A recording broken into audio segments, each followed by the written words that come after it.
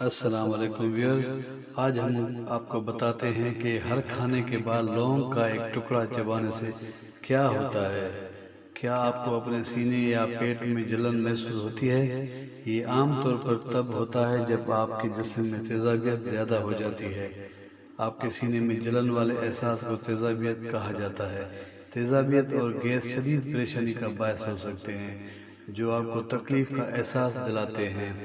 اس حالت کے دوران آپ کو تھوڑی سی بے چینی محسوس ہوتی ہے۔ تیزابیت کی کچھ بنیادی وجوہات میں مسالہ دار کھانے، جسمانی ورزش کی کمی، ضرورت سے زیادہ چائے پینے اور تناؤ شامل ہیں۔ ہو سکتا ہے کہ اینٹی ایسڈ کچھ معاملات میں کارآمد ہو، لیکن بعض اوقات آپ کو یہ محسوس ہو سکتا ہے کہ یہ آپ کے لیے بہتر کام نہیں کر رہے۔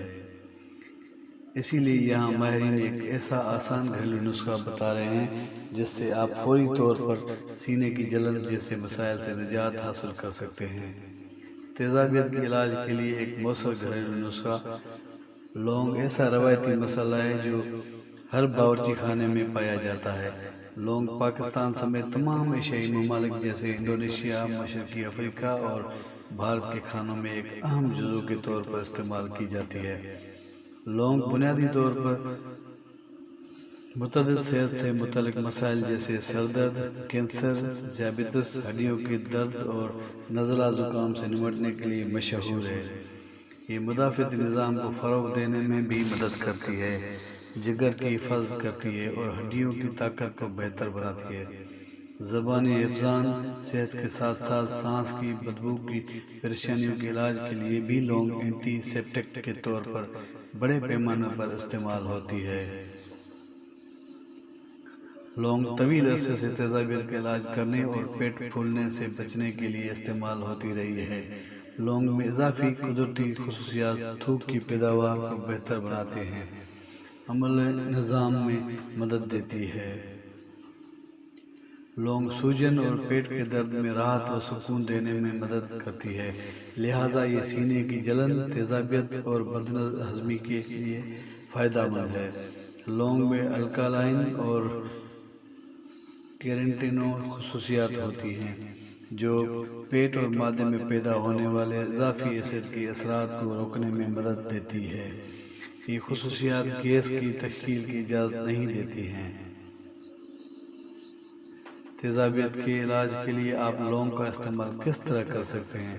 آپ لونگ کے ٹکڑے کریں اور پھر اسے کچھ دیر منہ میں رکھیں۔ ایسا کرنے سے لونگ کا رس آہستہ آہستہ نکلے گا اور جب یہ معدے میں جائے گا تو فوری طور پر تیزابیت کے بہاؤ کو کم کرے گا اور آپ کو کچھ راحت بخشے گا۔ تیزابیت کی وجہ سے ہونے والی تکلیف کو کم کرنے کے لیے آپ کھانے کے بعد لونگ کا ایک ٹکڑا بھی چبا سکتے ہیں۔ دیگر غذائیں جو تیزابیت کو کم کرنے میں مدد فراہم کرتی ہیں ان میں ٹھنڈا دودھ، لسی، تلسی کے پتے، الائچی، ناریل پانی، سونف، سیب کا سرکہ، گڑ، ادرک اور زیرہ۔ ویورز، یہ تھی وہ چیزیں جو آپ کھانے کے بعد استعمال کریں گے تو آپ کو انشاءاللہ تکلیف سے راحت ملے گی۔ تو ویورز، اگر ویڈیو پسند آئے تو ویڈیو کو لائک اور شیئر ضرور کیجیے گا اور اگر چینل پہ نئے ہیں تو چینل کو سبسکرائب کریں۔ اس دعا کے ساتھ اللہ آپ کا حامی و ناصر۔ پاکستان زندہ باد۔